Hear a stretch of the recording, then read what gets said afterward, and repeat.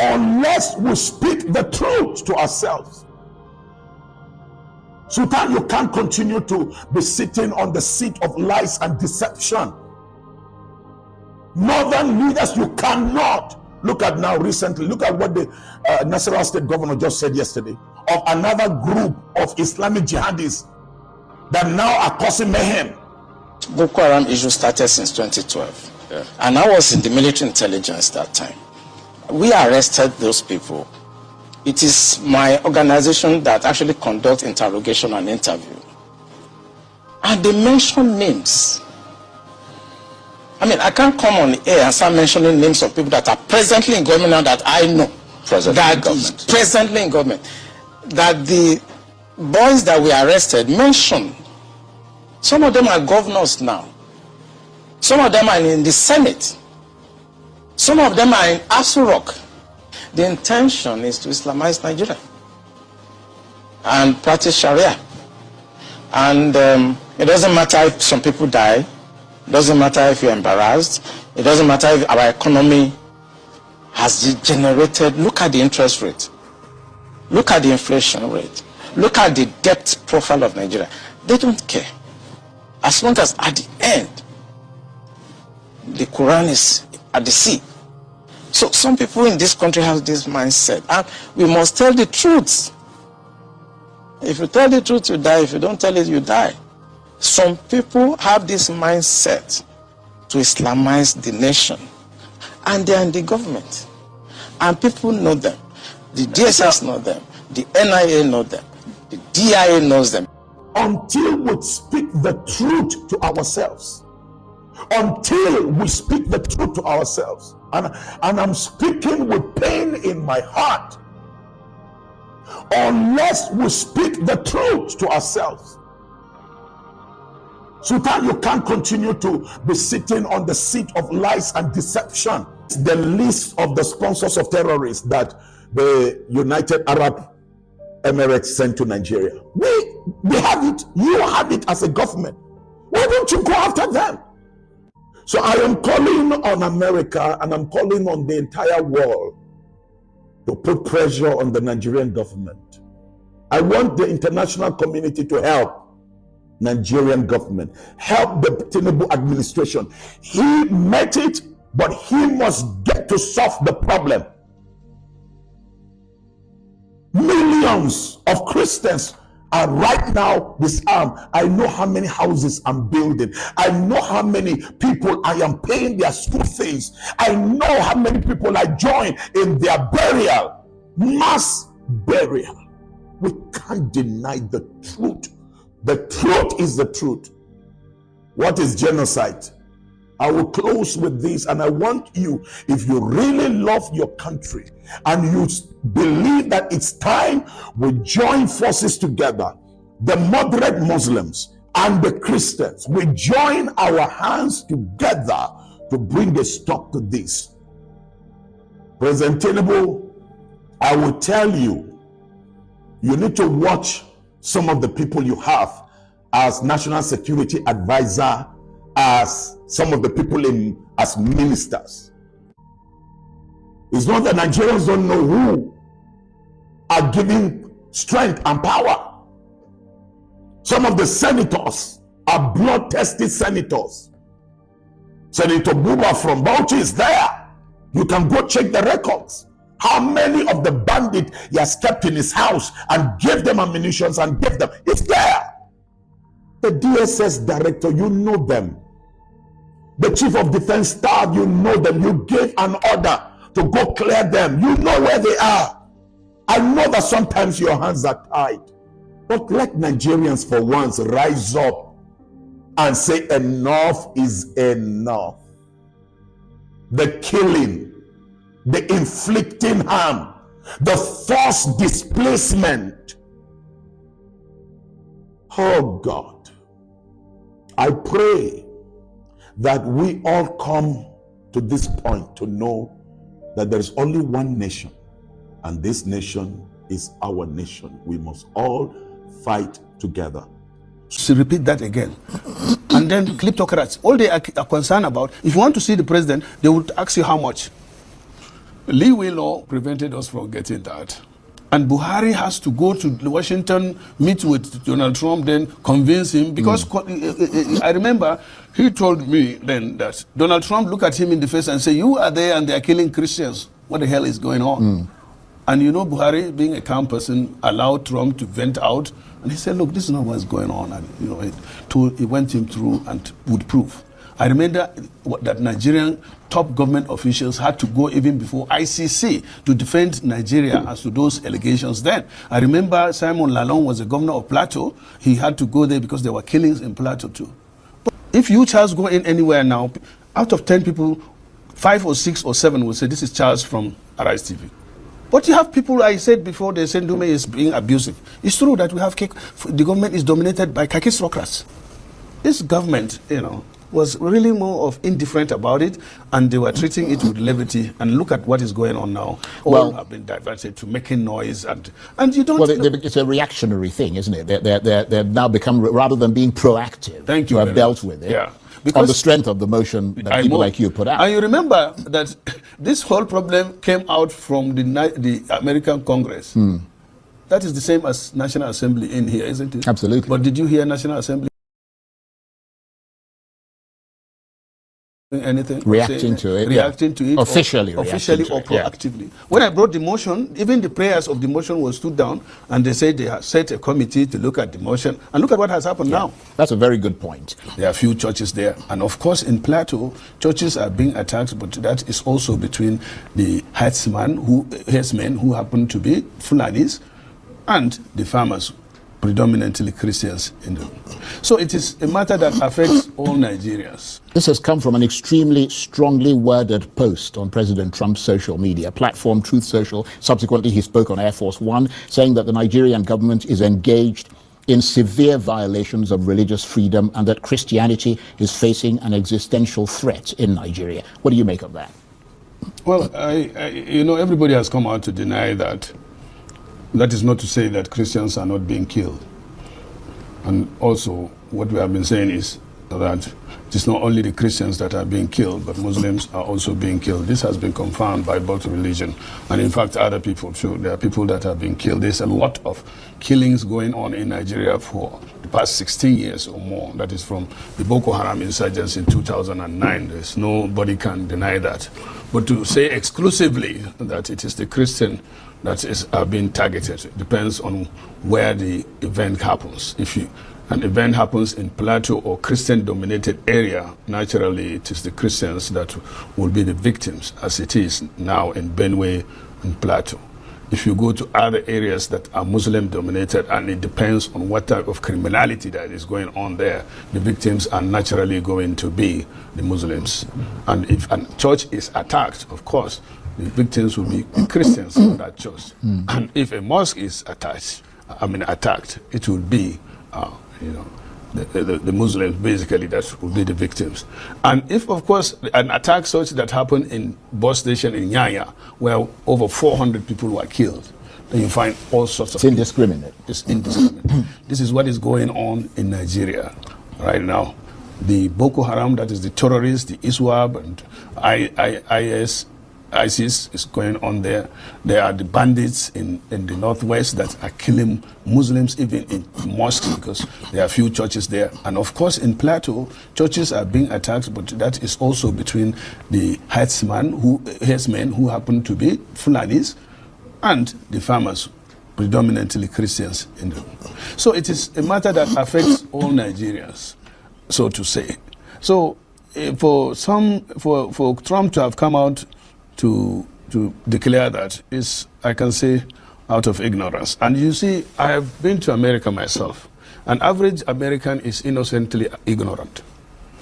You find an American who lives in Ohio, grows up in Ohio, and he's never been to Chicago. I went to university in Ohio, by the way. And then, but you didn't go to Chicago? So be careful what you say. I didn't know. But I did go, well, actually, I used to go to Chicago. Chicago is just about 5 hours from where I was in Ohio. So 5 hours drive. I schooled in Toledo. I know Toledo very well. Toledo is in the far north of Ohio. I arrived because there's no airport in Toledo, I Yeah. arrived at Dayton, what they call it. Yeah, I know Dayton. Okay, so you see. Dayton was 30 minutes from where Thank I you, was from- in Cincinnati. Oh, you are in Cincinnati. Yeah, I was in Okay. Cincinnati, then Cincinnati to Columbus. Toledo is also, I think, 30 minutes Yeah, or yeah. less. So you can see an average American from Cincinnati would, grow up, die in Cincinnati without ever being to Toledo, Ohio. Yeah, it's a very inward-looking society. So this is Donald Trump himself does not really know. He's ignorant about what is happening in Nigeria, and that is where the problem is. I raised this alarm on the 7th. Yes, you had a motion. I brought You a moved a motion, yeah. The motion is titled "The Urgent Need to Correct the Misconception Going On," where American senator wants Nigeria to be reclassified again as CPC because we have been on that list when Obama, these guys were. Well, even Trump. I mean, in Trump's first administration, Yeah, we were on in this that list. list. But then First we were president. lifted, and that was when we were struggling to get, when the attack of the insurgents, the terrorists, was at its peak, and we desperately needed air support, and like Tucano. Lee Wheeler prevented us from getting that. And Buhari has to go to Washington, meet with Donald Trump, then convince him. Because I remember he told me then that Donald Trump looked at him in the face and said, "You are there and they are killing Christians. What the hell is going on?" And Buhari, being a calm person, allowed Trump to vent out. And he said, "Look, this is not what's going on." And he went him through and would prove. I remember that Nigerian top government officials had to go even before ICC to defend Nigeria as to those allegations then. I remember Simon Lalong was the governor of Plateau. He had to go there because there were killings in Plateau. When I said that the North are the problem of Nigeria, the North are dragging Nigeria backwards, some people will come on my comment sections, you don't know what you are saying. I'm from the North, for crying out loud, which is from the Middle Belt. Even if right now we are trying to pull ourselves from the North because we are Middle Belt. They should stop joining us among of these people because they feel that they have the numbers, they have the small state, they have the crowd, and that's why they are doing all this thing they are doing. They are using religion to penetrate Nigerians, to feel that they have everything, but no. Look at it today, like Sultan of Sokoto is saying division of Nigeria is not negotiable. Nigeria must remain one. Nigeria must remain one. Why can't you people speak to this banditry, these jihadists who are causing mayhem? I will allow you people to watch this video of how this man finally exposed these greedy northerner people who want Nigeria to destroy, yet they are still calling one Nigeria must stand or nothing. Because if it is people who want Nigeria to be better, you can't say the Boko Haram have taken over the north. Fulani bandits is from their area. Boko Haram is from their area. They are not even talking about it, how to stop it. To put pressure on government so that government should stop it. No. Rather, they are talking Nigeria must remain one. It is only when it comes to the issue of Mazi Nnamdi Kanu, you see them talking. Today in Nigeria, no any Boko Haram they are trying in Nigeria court. They cannot dare it. Nigeria government cannot dare it. No Fulani bandits, no Meiti Allah who have committed buying people, do all manner of things they are trying in the court of law in Nigeria. But only Mazi Nnamdi Kanu, the court terrorists. What the Boko Haram have done by buying our Nigeria soldiers, buying people, destroy properties of Nigeria, no single of them is being tried in Nigeria because they are not honest. And that's why I've said it that these people are the one that is dragging Nigeria backward on a daily basis. If South were to be a country on its own, we would have gone far than what we are today. And that's why we are encouraging Bola Ahmed Tinubu that God will keep strengthening him. This route is taken that will lead to division of Nigeria. It's the best way for Nigeria. If we refuse to take this now, the earlier we keep prolonging this evil, the earlier we keep saying one Nigeria, we are prolonging the evil they are ahead of us. One Nigeria is consuming Nigeria. One Nigeria is destroying Nigeria. One Nigeria is gradually finishing Nigeria. Mazi Nnamdi Kanu once said that if Nigeria did not come to an end, Nigeria will gradually end every one of us. And that's where we are going now. It's a big question to concern. I will allow people to watch the video. That why is it this northern people like Sultan of Sokoto, people like Sanusi, people like the governors of the north, why are they not talking about this ridiculous, this barbaric, this evil act of this terrorist Boko Haram?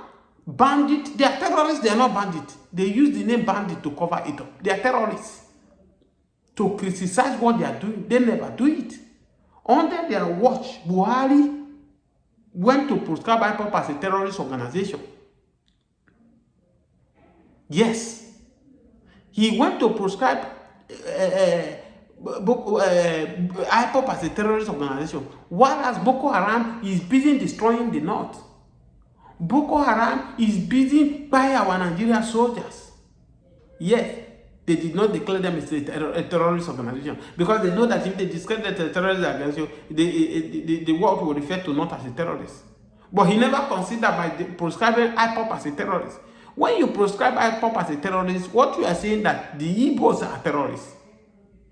Because to the best of my knowledge, IPOB, the meaning of IPOB is simply mean the indigenous people of Biafra. The indigenous people of Biafra. Every Igbo man is a Biafra. Obi is a Biafra. Ngoji Okowola is a Biafra. Hope Uzodinma is a Biafra. Soludo is a Biafra. Name all of them, they are Biafra.